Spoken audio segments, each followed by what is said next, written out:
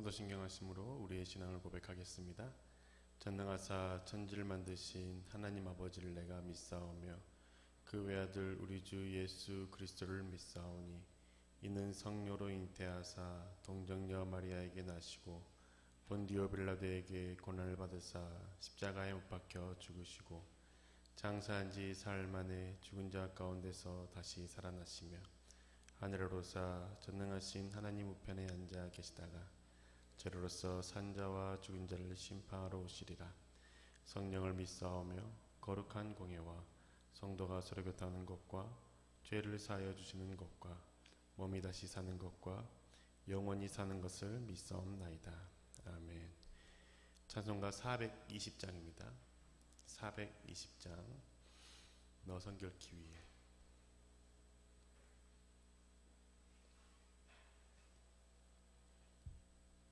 함께 420장 찬양하시겠습니다.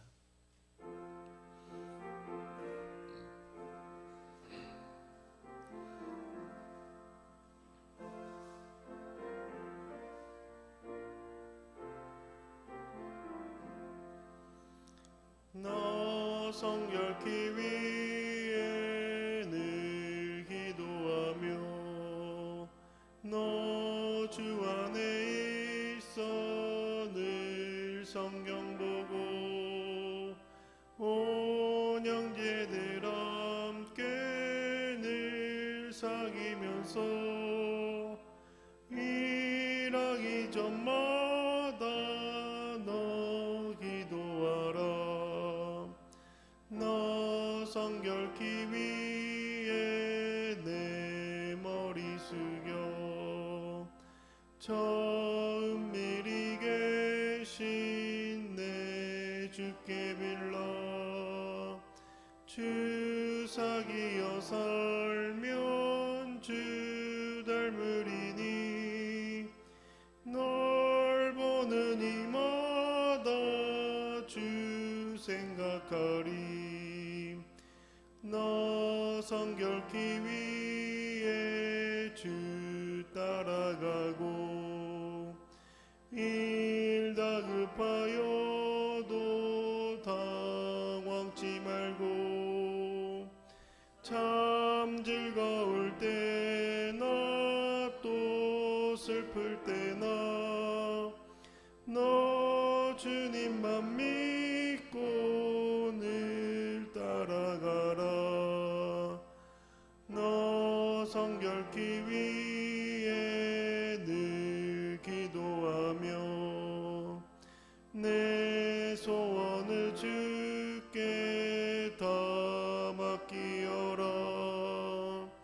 너 성령을 받아 주 섬겨 살면 저 천국에 가서 더 잘 섬기리. 아멘. 오늘 우리에게 주신 하나님의 말씀은 잠언 25장 15절에서 28절의 말씀입니다. 잠언 25장의 말씀입니다. 25장 15절에서 28절의 말씀 한 절씩 교독하도록 하겠습니다. 오래 참으면 간운도 설득할 수 있나니 부드러운 혀는 뼈를 꺾느니라.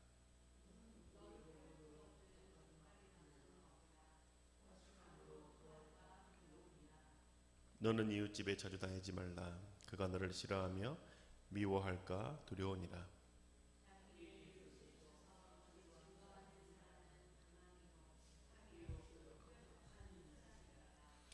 환난 날에 진실하지 못한 자를 의뢰하는 것은 부러진 이와 위골된 발 같으니라.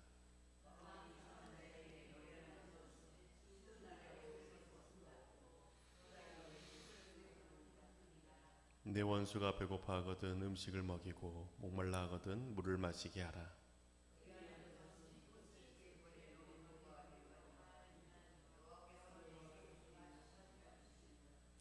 북풍이 이 비를 일으킴같이 참소하는 혀는 사람의 얼굴에 분을 일으키느니라.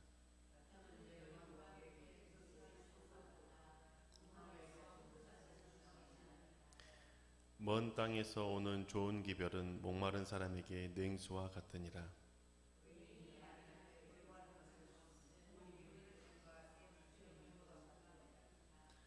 꿀을 많이 먹는 것이 좋지 못하고 자기의 영예를 구하는 것이 헛되니라. 자기의 마음을 제어하지 아니하는 자는 성읍이 무너지고 성벽이 없는 것과 같으니라. 아멘. 한 주를 시작하는 월요일 나와 예배하며 기도하시는 성도님의 삶 가운데 주님의 은혜가 가득하시기를 그리스도의 이름으로 축복합니다. 우리는 계속해서 잠언의 말씀을 살펴보고 있습니다. 잠언은 대부분 솔로몬의 잠언으로 구성되어 있죠. 오늘 우리가 읽은 본문도 솔로몬의 잠언입니다. 솔로몬이 오늘 우리에게 권면하는 것 크게 두 가지로 생각해 볼 수 있습니다. 하나는 인간관계에 대해서 가르쳐주고 있고 또 다른 하나는 절제에 대해서 가르쳐주고 있습니다. 먼저 인간관계에 대한 솔로몬의 지혜를 함께 생각해 보기를 원하는데요. 솔로몬은 인간관계에서 말과 태도 이 두 가지에 대해서 지혜를 가지라라고 권면합니다. 말에 대한 권면은 15절과 23절을 통해서 생각해 볼 수 있는데요. 15절의 말씀입니다. 오래 참으면 관원도 설득할 수 있나니 부드러운 혀는 뼈를 꺾느니라. 오래 참는 것을 통해서 관원을 설득할 수 있고 부드러운 혀가 뼈를 꺾는다라고 말씀합니다. 부드러운 혀가 뼈를 꺾는다라는 것, 이게 무슨 의미일까요? 보통 우리는 거친 말, 상처 주는 말이 뼈를 부러뜨린다, 뼈를 꺾는다라는 말에 대해서 듣고 알고 있습니다. 그 말이 심장을 찢고 그렇게 할 수 있다는 것이죠. 하지만 솔로몬은 부드러운 혀가 뼈를 꺾는다고 말하고 있는데 이 말의 의미는 부드러운 말이 상대방의 단단함, 굳은 의지를 꺾는다는 것을 의미하는 겁니다. 히브리어에서 뼈는 인간의 존재의 가장 단단한 부분, 고집, 내면, 그 깊은 곳의 저항감을 상징하고 있죠. 부드러운 혀가 뼈를 꺾는다는 의미는 따뜻하고 온유한 말이 상대방의 고집을 내려놓게 한다는 것을 의미하는 겁니다. 상대방의 고집을 꺾으려고 할 때 많은 경우 상대방을 협박하거나 상대방에게 강하게 이야기를 할 때가 있습니다. 더 세게 나갈 때 상대방이 꺾이고 고집을 내려놓을 거라고 생각하는 것이죠. 그런데 솔로몬은 전혀 다르게 이야기하고 가르쳐 주는 겁니다. 오히려 부드러운 말, 유한 말이 상대방의 고집을 꺾는다는 것이죠. 그런데 이렇게 유하고 부드러운 말을 하기 위해서 반드시 필요한 것은 오래 참는 겁니다. 그래서 솔로몬이 오래 참으면 관원을 설득할 수 있고 부드러운 혀가 뼈를 꺾는다라고 말하는 것이죠. 오래 참고 인내하는 사람이 부드러운 말을 통해서 관원의 그 고집을 설득할 수 있다라는 겁니다. 그런데 오래 참지 못하면 거친 말을 쏟아내게 될 뿐이죠. 몇 번 얘기했을 때 상대방이 듣지 않았을 때 오래 참는 마음이 없으면 자신이 이렇게까지 했는데도 듣지 않느냐라면서 상대방에게 험한 말을 하게 되는 경우들이 있습니다. 그렇게 상대방을 설득하고 상대방의 마음을 풀어지게 하기 위해서는 반드시 오래 참는 인내가 필요한 것이죠. 말에 대한 두 번째는 23절의 말씀을 통해 생각해 볼 수 있습니다. 북풍이 비를 일으킴같이 참소하는 혀는 사람의 얼굴에 분을 일으키느니라. 참소하는 혀가 사람의 얼굴에 분을 일으킨다라고 말합니다. 이 참소한다는 것은 뒤에서 말하는 것, 은밀하게 하는 말들을 의미합니다. 상대방 앞에서는 좋은 얼굴로 있지만 뒤에서는 상대방에 대한 험담을 다른 이야기하는 것이죠. 관계를 분열시키려고 하는 말들입니다. 교회 내에서도 이런 일들이 일어나는 일들이 종종 있지 않습니까? 누가 그랬다 하더라. 그 사람이 어떻게 그렇게 말하고 행동할 수가 있지? 라고 하는 말들을 하는 것이죠. 상대방에 대해서 뒤에서 좋지 않은 부분들을 말하고 내 이야기를 듣는 상대방도 그 이야기의 대상이 좋지 않은 인식을 심어주게 되는 것이죠. 그런데 이 말이 본인의 귀에 들어가게 되면 분노를 쏟아낼 수밖에 없죠. 어떻게 나에게 그렇게 말할 수 있을지에 대해서 분노를 쏟아내게 되는 겁니다. 이게 곧 북풍이 비를 일으키는 것 같다라고 말하는 겁니다. 북풍이 비를 일으킨다는 것은 이 당시 이스라엘 사람들에게는 북쪽에서 바람이 불면 비가 온다는 것은 당연한 이치였습니다. 북쪽에서 비구름이 몰려와서 가을비를 내렸기 때문이죠. 그렇게 북쪽에서 바람이 불어오는 것이 비가 곧 내린다는 것을 아는 것처럼 참소하는 일을 하는 사람은 반드시 분노가 일어나는 일이 발생한다는 것을 알아야 한다는 겁니다. 그렇게 참수하는 말, 상대방에 대한 뒷말들을 하지 말라고 솔로몬은 가르쳐 주는 것이죠. 솔로몬은 인간관계에 대해서, 말에 대해서 이야기했다면 그 다음은 태도에 대해서 권면해 줍니다. 20절의 말씀이죠. 마음이 상한 자에게 노래하는 것은 추운 날에 옷을 벗음 같고 소다 위에 식초를 부음 같으니라. 마음이 상한 자에게 노래하는 것, 그것은 추운 날 더 춥게 하는 것과 같다는 겁니다. 이 말의 뜻은 마음이 상하고 상처를 입은 자에게 기쁜 생각을 해라, 찬양을 부르고 하나님 앞에 감사를 드려라 라고 말하는 것은 추운 날에 옷을 벗은 것 같다라고 말하는 것이죠. 상대방의 상황에 맞지 않는 권면하는 것, 아무리 좋은 말이라고 할지라도 그것은 상대방의 그 고통에 대해서 위로가 되는 말이 아니라 상대방의 고통을 더 혹협하는 말이 된다라는 겁니다. 추운 날을 옷을 벗김 같고 소다 위에 식초를 붓는 것과 같다는 것이죠. 슬퍼할 때 눈물 흘리는 것 괜찮다는 겁니다. 눈물 흘리는 것이 나쁜 것이 아니고 잘못된 것도 아니라는 것이죠. 그 슬픔을 통해서, 눈물을 통해서 자신의 그 상처에 대해서 눈물과 함께 씻겨 내려가는 시간들이 필요한데, 이제는 그만 울라라고 말하고 기뻐하라고 말하는 것은 그 마음의 상처를 그 아물게 하는 것이 아니라 덧나게 하는 것임을 솔로몬은 우리 가운데 알려주고 있습니다. 그렇게 상처 가운데 아파하는 사람에게 억지로 기쁜 생각하는 것, 노래를 불러주는 것, 찬양하게 하라는 것은 지혜롭지 못하다는 것이죠. 아픈 것을 아프다고 말할 수 있게 하고 옆에서 들어주고 공감해주고 함께 눈물을 흘려주는 것이 그 상처받은 자에게 큰 위로가 된다라는 겁니다. 두 번째로 관계에 대해서 말하는 것은 원수와의 관계에서도 선을 베풀라는 것이죠. 21절과 22절의 말씀입니다. 내 원수가 배고파 하거든 음식을 먹이고 목말라 하거든 물을 마시게 하라. 그리하는 것은 핀 숯을 그의 머리에 놓는 것과 일반이요 여호와께서 내게 갚아 주시리라. 아멘. 원수가 배고파하면 음식을 먹이고 목말라 하면 물을 마시게 하라라고 권면하는 것이죠. 원수가 먹을 것이 있으면 그것을 못 먹게 하고 싶은 것이 상한 자의 마음입니다. 마실 물도 빼앗아 버리고 싶은 것이 원수에 대한 보통의 마음이라는 것이죠. 그런데 솔로몬은 그 마음과 정반대의 이야기를 합니다. 원수가 못 먹을 때 먹여라. 원수가 목말라하고 있을 때에 너에게 있는 물 주어라 라고 말하는 겁니다. 이렇게 하는 것이 숯불이 피어져 있는 그 상태에 그것을 머리 위에 올려놓는 것과 같다라고 알려주는 것이죠. 핀 숯을 머리 위에 놓는 것 고통스러운 것 아닐까요? 뜨거운 숯을 머리에 두는 것은 어떤 의미일까요? 이 말은 학자들이 이야기하기를 양심의 불을 지피는 것으로 이해한다는 것이죠. 양심이 있는 사람이라면 내가 상대방에게 큰 잘못을 했는데 상대방이 나에게 화를 내고 나를 질책해 하는 것이 마땅한데 오히려 나에게 잘해주면 그 잘해줌으로 인해서 내 마음의 양심의 찔림과 가책을 느끼게 되어서 돌이키게 된다는 겁니다.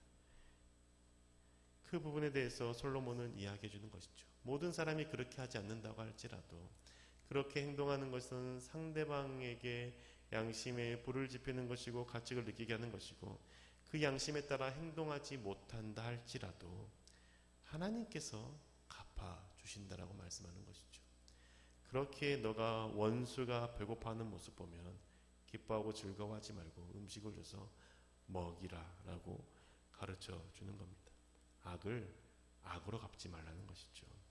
악을 악으로 갚는 것이 내가 또한 악을 행하는 행동이기 때문에 악을 악으로 갚지 말고 선으로 갚는 것이 지혜롭다라고 가르쳐 주는 겁니다. 악을 선으로 대하는 모습을 보시는 하나님께서 반드시 갚아 주신다는 것을 솔로몬은 우리 가운데 알려주고 있는 것이죠. 그렇게 솔로몬은 인간관계에서 말과 행동에 대해서 일반적으로 생각하는 것과 전혀 다른 방법의 모습의 것들을 권면해주고 가르쳐주고 있다는 겁니다. 솔로몬이 인간관계에 대해서 이야기를 하고 또 다른 주제에 대해서 이야기하는데 그것은 절제에 대한 권면입니다. 16절의 말씀이죠. 너는 꿀을 보거든 조카리만큼 먹으라. 과식함으로 토할까 두려우니라. 우리가 잠언의 말씀을 쭉 살피면서 이렇게 탐심에 대해서 하는 말들을 자주 듣지 않습니까? 음식에 대해서 너무 그렇게 마음껏 먹지 말고 절제하라고 가르쳐 주는데, 꿀에 대해서도 이렇게 이야기하고 있습니다. 우리는 꿀이 몸에 좋은 것이고 안전식품이라고 생각하지만 그것을 조카리만큼 먹어야지 과식하지 말라는 것이죠. 아무리 몸에 좋은 것이라고 해도 과하면 토하게 되고 과하면 탈나게 된다는 겁니다. 절제하지 않으면 독과 같다라는 것이죠. 좋은 관계도 마찬가지랍니다. 아무리 좋은 관계라고 해도 그 좋은 관계에 인하여서 너무 자주 찾아가고 만나면 그것은 오히려 관계를 망치는 것임을 알려주죠. 17절의 말씀입니다. 너는 이웃집에 자주 다니지 말라. 그가 너를 싫어하며 미워할까 두려우니라. 이웃집에 자주 다니는 것, 좋은 관계에 있는 사람에게 자주 다니는 것, 처음에는 좋아 보여도 결국은 싫어하게 되고 미워하게 된다는 것이죠. 절제하라는 겁니다. 나에게만 좋은 것이 상대방에게도 좋지 않을 수 있다는 것이죠. 이웃집도 좋을 거라고 생각하지만 나는 좋지만 상대방은 그렇지 않고 불편함과 어려움을 경험할 수 있다라는 겁니다. 그렇기에 네가 좋다고 해서 절제 없이 행동하지 말고 절제함으로 살아가는 것이 지혜롭다라고 말하죠. 잠언의 이 기자는, 솔로몬은 이 절제에 대해서 아주 강하게 이야기를 합니다. 28절의 말씀이죠. 28절의 말씀입니다. 자기의 마음을 제하지 아니하는 자는 성읍이 무너지고 성벽이 없는 것과 같으리라. 마음을 절제하지 않으면 성읍이 무너지고 성벽이 없는 것과 같다라는 겁니다. 마음을 절제하지 못하고 자신이 하고 싶은 말을 다 하고 싶은 대로 행동하면 성읍이 무너지고 성벽이 없는 것 같은 것이죠. 아무리 좋은 것도 마찬가지라는 겁니다. 이 당시 고대 성읍은 성벽이 생존을 보장해주는 장치였습니다. 성읍이었기 때문에 성벽이 있어야만 외부로부터 안전하게 보호해주는 것이죠. 그래서 느헤미야가 예루살렘의 성전이 회복되었지만 성벽이 무너져 있다는 소식을 듣고 슬퍼하며 하나님께 간구하며 기도하지 않았습니까? 그리고 그 성벽을 재건하기 위해서 이스라엘로 갔고 거기에서 52일간 성벽을 재건하는 일을 하지 않았습니까? 성벽이 없으면 생명과 안전이 위태롭기 때문인 겁니다. 그만큼 절제가 중요하다는 것을 알려주는 것이죠. 절제하지 못하면 우리의 안전은 무너지는 것이고 독 가운데 우리의 몸을 던지는 것과 같다는 겁니다. 사랑하는 교회 여러분, 살아갈 때 필요한 것은 절제라고 가르쳐줍니다. 인간관계에서도 절제가 필요하다라고 알려주죠. 오래 참으라고 알려주지 않습니까? 오래 참음으로 상대방에게 부드러운 말을 하라라고 가르쳐 주는 겁니다. 그리고 원수에 대해서도 복수하고 싶은 마음을 절제함으로 원수를 선히 대하라라고 가르쳐 주고 있는 것이죠. 그리고 또한 아무리 좋은 거라고 할지라도 절제하지 않고 먹고 절제하지 않고 행동하고 싶은 대로 행동한다면 그것은 오히려 관계를 망치는 것이고 삶을 무너뜨리는 것이라고 알려줍니다. 안전을 해치는 행위라고 우리 가운데 가르쳐 주는 것이죠. 오늘 하루 우리가 살아가면서 하나님 앞에 절제를 소망하며 살기를 소망합니다. 절제의 열매를 하나님께 구하기를 원합니다. 그래서 내가 상대방을 대할 때 절제할 수 있고 내가 무엇인가를 행동할 때에 오래 참고 절제함으로 덕을 쌓고 관계 가운데 안전한 관계 가운데 들어갈 수 있는 것이죠. 하나님의 그 은혜가, 그 우리를 보호하시고 안전케 하시는 그 은혜가 저와 여러분 가운데 가득하시기를 주님의 이름으로 축복합니다. 기도하겠습니다. 주님, 우리 가운데 절제를 허락하여 주시옵소서. 우리의 감정을 있는 대로 쏟아내지 않게 하여 주시고 상대방에 대해서 오래 참는 마음, 그 마음으로 부드러운 말을 할 수 있도록 인도하여 주옵소서. 하나님 또한 나의 마음을 상하게 한 자가 동일한 고통 가운데 놓이기를 원하는 마음을 내려놓게 하여 주시고 그 상대방이 어려움을 당하지 않도록 기도하고 상대방이 주님 안에서 평안을 누릴 수 있도록 도울 수 있는 저희들 되게 하여 주옵소서. 원수와 같은 자를 원수된 자로 여기며 상대방이 무너지는 것을 바라지 않게 하여 주시고, 하나님이 나를 불쌍히 여기사 내 마음 가운데 선을 행하며 살아갈 수 있는 마음 허락하여 주옵소서. 하나님, 아무리 좋은 것이라고 할지라도 절제하지 않으면 그것은 오히려 독이 됨을 배웁니다. 하나님, 절제하는 마음 우리 가운데 허락하여 주시고, 사람을 만나거나 무슨 일을 하거나 어떤 것 가운데서도 항상 오래 참고 절제함으로 그 성령의 열매를 맺고 하나님의 복음을 전할 수 있는 저희들 될 수 있도록 함께하여 주옵소서. 우리 삶 가운데 언제나 함께 하시고 역사할 줄 믿사오며 살아계신 우리 주 예수 그리스도 이름으로 기도합니다. 아멘. 하늘에 계신 우리 아버지여, 이름이 거룩히 여김을 받으시오며 나라가 임하시오며 뜻이 하늘에서 이루어진 것 같이 땅에서도 이루어지이다. 오늘 우리에게 일용할 양식을 주시옵고 우리가 우리에게 죄 지은 자를 사하여 준 것 같이 우리 죄를 사하여 주시옵고 우리를 시험에 들게 하지 마시옵고 다만 악에서 구하시옵소서. 나라와 권세와 영광이 아버지께 영원히 있사옵나이다. 아멘.